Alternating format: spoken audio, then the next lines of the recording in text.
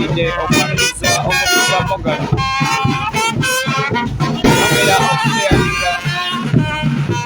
Yongera okusharinga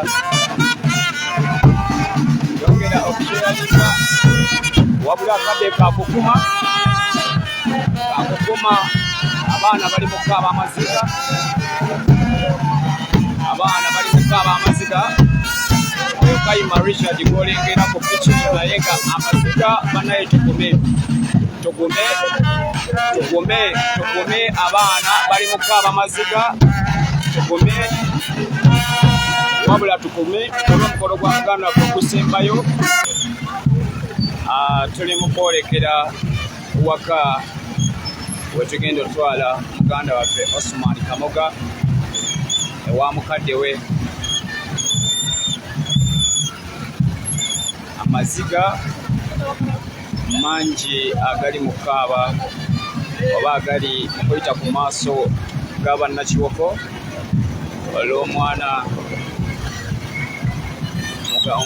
muganda waffe kojja waffe taata waffe Osman Kamoga. Kitalo nnyo ddala abantu bayimiridde ku mayumba olw'embeera y'obudde okulaba nga bayaniriza omubiri gwa Osman Kamoga. Tuli ku mbeera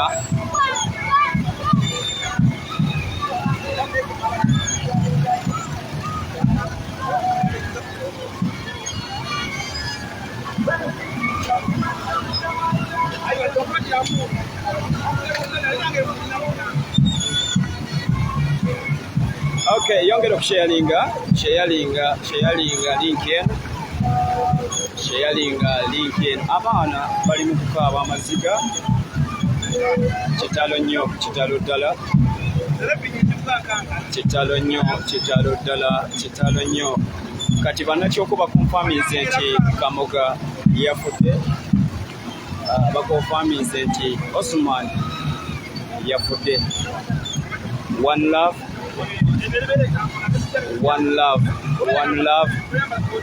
Njagala kusikawo ku ambulance wano erimu omubiri gwa muganda waffe. Tulabe alengera namungi w'omuntu.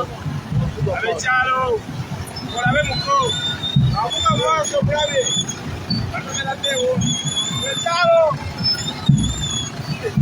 ewo ekyalo ngamaga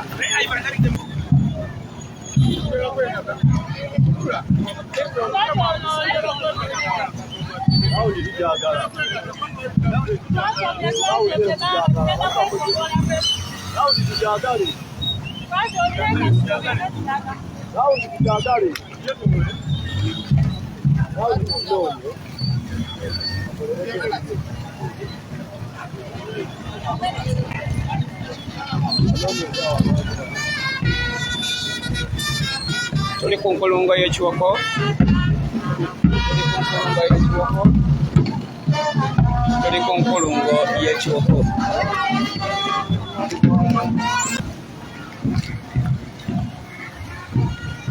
Eyo emmotoka yerimu omubiri gwa muganda waffe Osman Kamoga. Ambulance eyo yerimu omubiri gwa muganda waffe. Osman Kamoga omulungi awakinga IP Media TV. Rest in peace Osman Kamoga.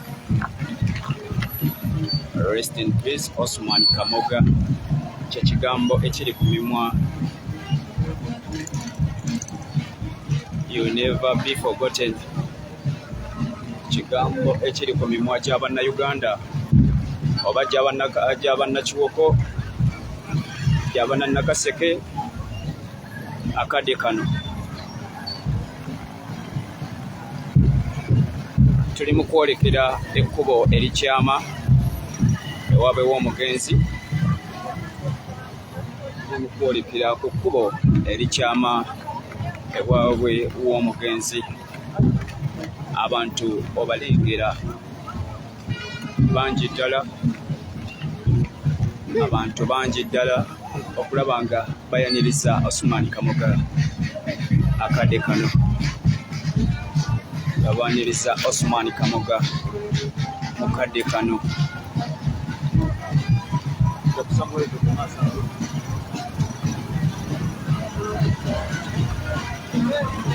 Hola. Motoka eno yalimu Muganda Samuel Obek we yali mu kuvaayo abasajja ababadde abasaale ennyo kwasaganya ensonga eno ey'okuleeta omubiri gwa muganda waffe.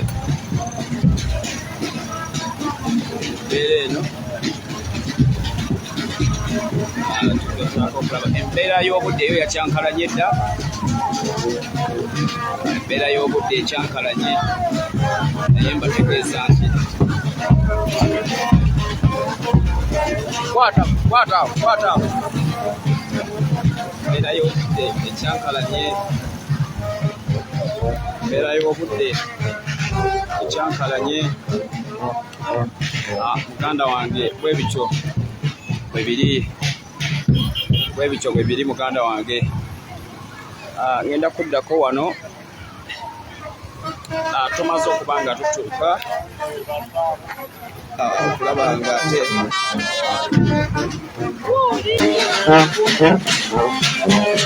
bandi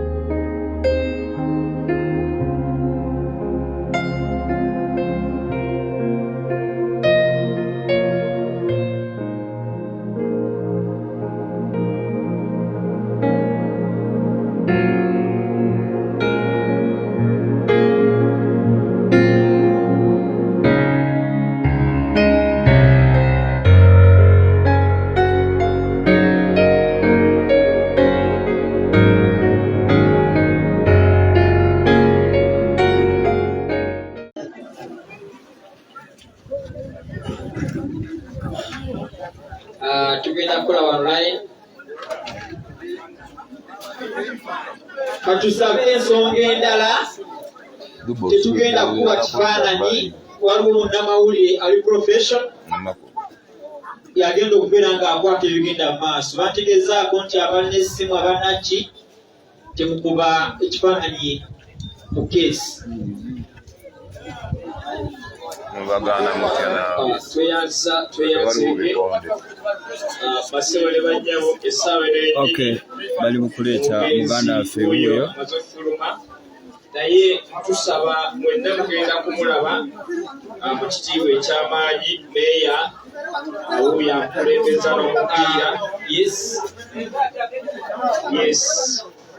Abantu temwesindika ambulensi ate watufunyewo omulwadde ate eyeetaaga okugenda ku kitanda. Katusabe abantu mwewale nnyo omugotteko. Yimirira w'owulirira empewo baleme okunyigiriza ate tuleme kufuna bufuwa nkubiri. Tusaba busabi. Katusabe abamaze okulaba balage ne bakwata masita batambula baddawa. Mwenna mujja kuba mubulaba bagenda kujja mpolampola bagenda kumubitulako. tulindeko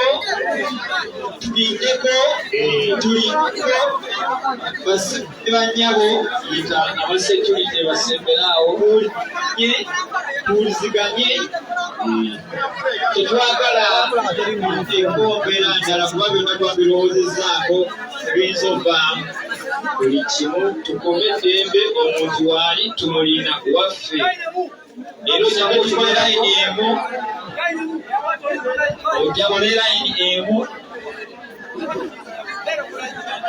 bwenna kugenda kuba omulaba abantu bali mu kusimba layini okulaba nga balaba omubiri gwa Morgan wesindikira bwereere n'okulinnya munno nga bali kulaba omubiri gwa tugenda kumulaba agenda sula wano n'enjemisana tugenda mulaba mu kisaawe wali layivu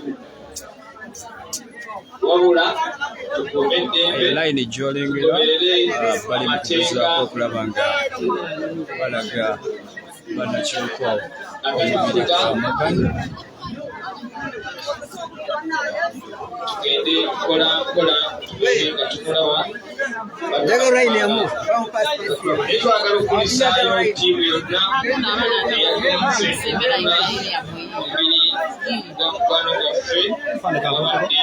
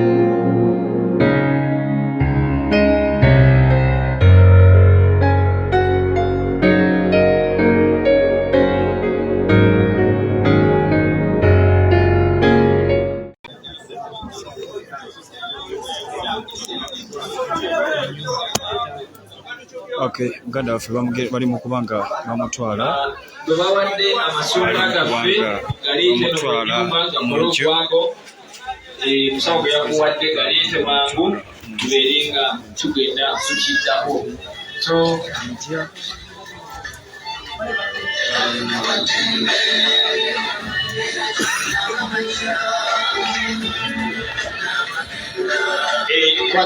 kwatamu tugende mpolampola olindeeko olira bwawewuka bali kumutwala mu nju mpolampola bamaze okuba nga sokemuyimira mukozide eriiso ate bamutwala ne bakadde be babiriko muganda wange bwatyo bamutwala mu nyumba ekiro ekisembayo mu maka ge bassebo ne bannyabo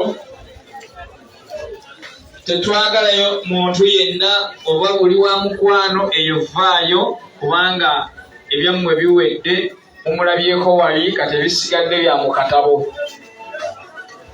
tusaba busabi tukuume tuleme kwonoona ekintu kye tuluse ebbanga tetukuumidde ebbanga ate tukitegekedde ebbanga tuleme kukyonoona so tujja kubasaba tugezeeko kubanga twekuuma mpolampola tulabe buli kimu bwe kiba kitambula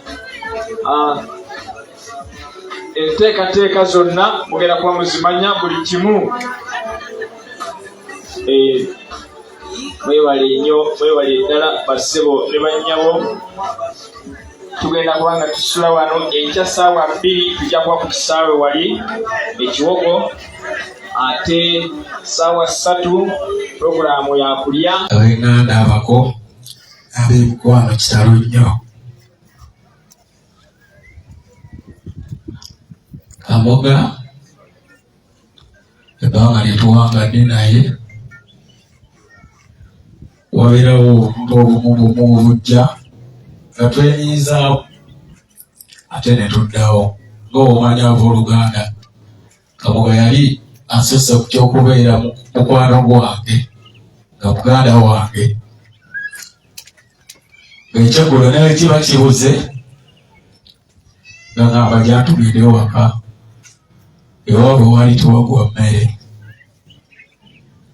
Ne mu COVID, ebiseera bya COVID byonna ndowooza ekyemisana n'ekyeggulo twakiryanga waabwe. Kaboga ebya COVID bwe byaggwa ne batandikawo bizinensi eyo. Nali nze ganze eddiini yange nga tenzikiriza kugenda mu bizinensi yaabwe, naye olw'omukwano gwe nnina eri Kaboga byonna nabisuulanga wali ng'alina gy'alaga n'ampita gokawuta n'agamba siriiwo jangu onkolereko, n'ampa ne buli kintu bbeeyi yakyo nga kwegamba tewali kyenyinza mugamba n'akigaana, nga naye talina kyayinza kuŋŋamba n'ekigaana. Naye nga mu bantu mubadde muyinza okuba nga temukiraba kuba ffe nze ne Kaboga tubadde siriyasi nnyo, nga wekyetaagisa okunyiiga tunyiiga.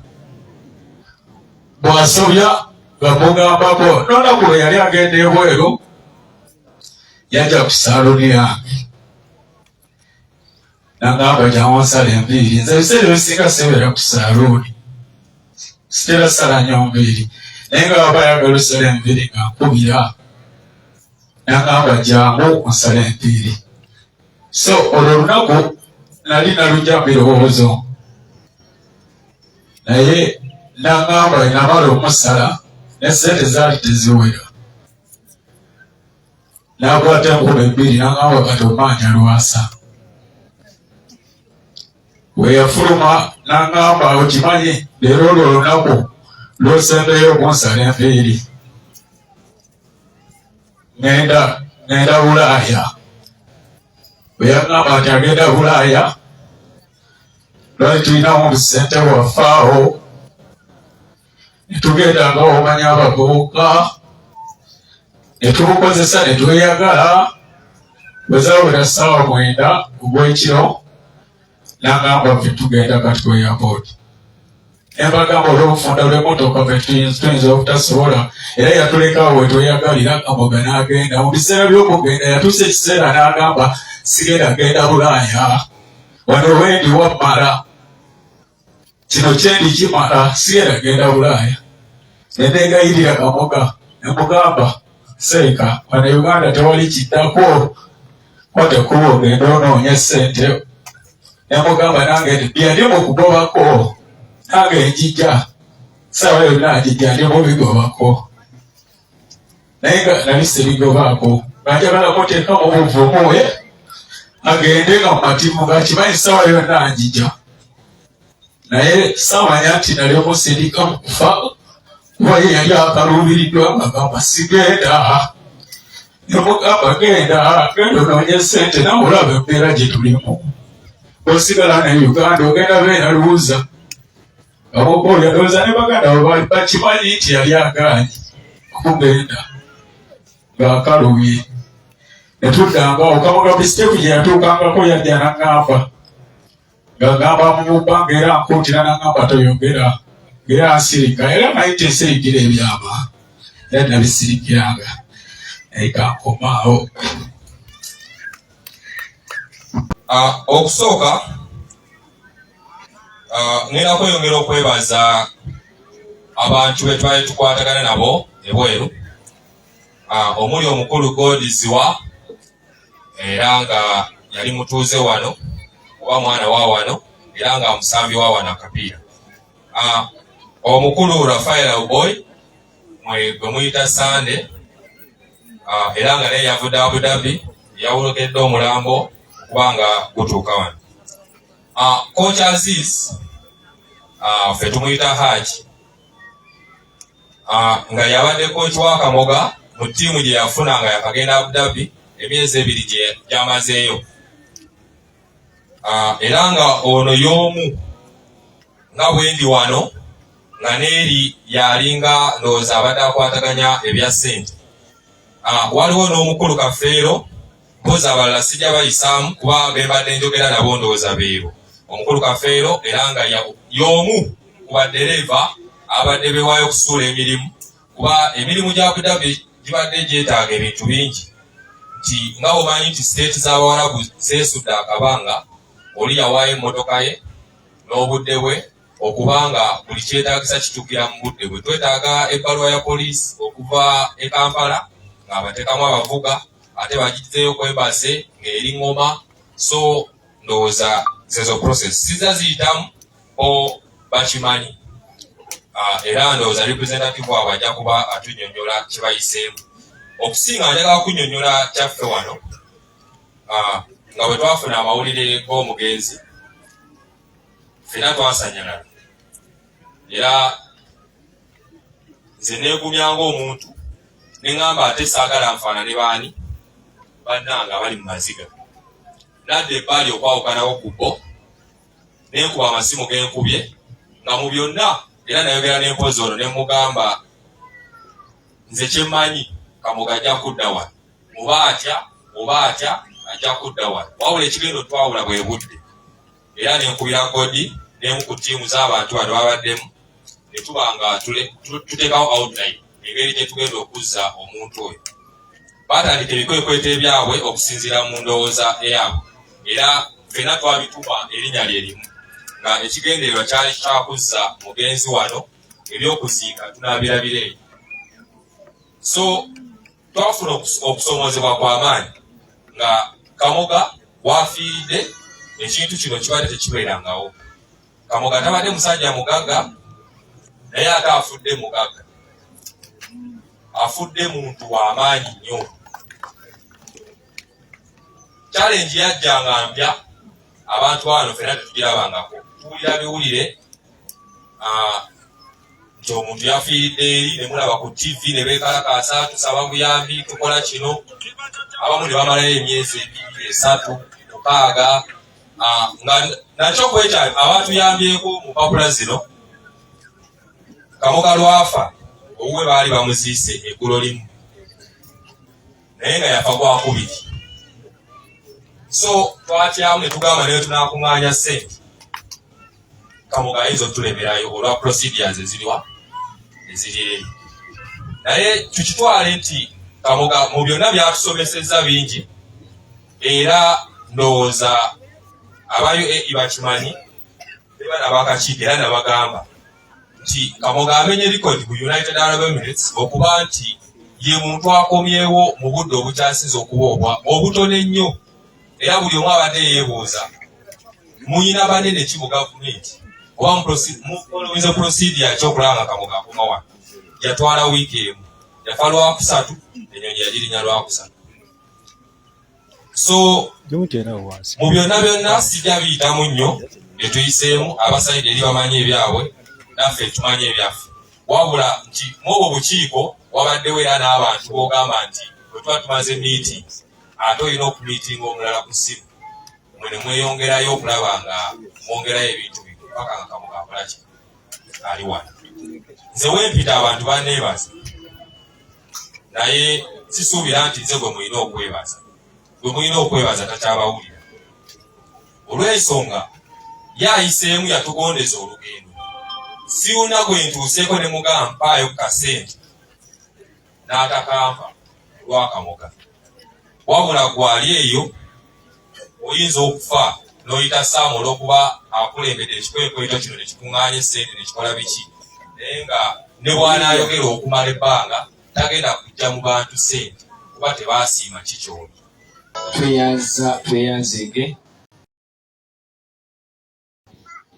akabonero akali waggulu awo ka mupiira, era mujja tusonyiwa lwakitambulira ennyo mu by'emipiira kubanga omugenzi abadde musambi w'akapiira. Nammwe tujja kujja tugenda baddaho, naye twagadde nnyo mumanye ekiti omugenzi mwabadde agwa. manager Kakayire tusanze okulaba naye manyi oli mugumugumuuko naye nsaba weewalirize ogende ku muzindaalo ogwo ebigambo by'onoosobola okutuwaayo manyi toli busitedde nnyo naye nsaba ogende watu. Nze nzijukira nti Kamoga yafa Lwakusatu naye ndowooza ku Lwomukaaga naye nakwogerako ne Miriam ne mubuuza ebikwata Kamoga n'ambuulira gy'ali n'ate olunaku Lwokusatu nali kyotera nga tugenze okusamba omupiira mutabani wange Saamu Kasozi mutabani wa Kasozi Lutiikwa yankubira essimu nga ntegeeza okufa kwe ne muvuma nga ndowooza byayogera abisaagiramu kwekwata essimu nenkubira Miriam mukubira essimu nagenda okulya nga akaaba saamubuuza kira kyonna naddako munsi era awo natandika okumenyekera nentuula wansi abazanyi ne bambuuza kiki ekikutuuseeko nembagamba waliwo angambe mutwala mbadde mutwala nga mutabani wange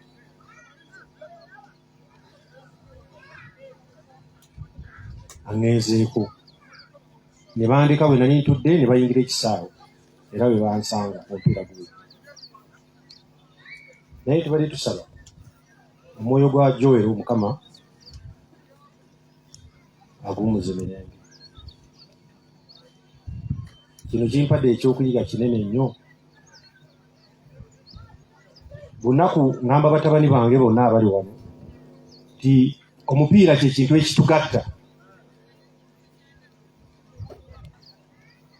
era ndowooza abantu bonnakaseke ne Luweero n'ebitundu ebirinaanyeewo ndowooza mulaba ekiri wano singa tekibadde mupiira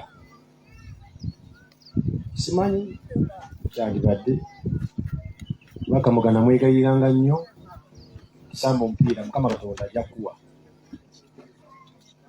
zayimiridde ku maaso gammwe Kamoga oyo baamundeetera nga mwana muto Master Mike waali janguko wa Master Mike ono yamundeetera nga muto myaka ndowooza 16 abalanga bamanyi tayinza kusobola mupiira ne mbagamba ajja kusamba omupiira agumanyi abagamba nga mutono nnyo nasobola okusamba gonza ajja kusamba omupiira agumanyi mwami ono n'asaba muwe license mu kapeke Black Buffalo ne muwa license n'atandika okusamba n'omupiira ebyafaayo bye yabikolera twali sayidi za Semuto yasala agasajja ne we nali n'engweri era we najjukidde ekintu ekyo nga tulina omwami ono natumbuse n'enkaaba nga sisobola kudde kumulabako ngenze muguluminga mpolampola namutwala ku revenue timu ya URA nga ina emyaka 17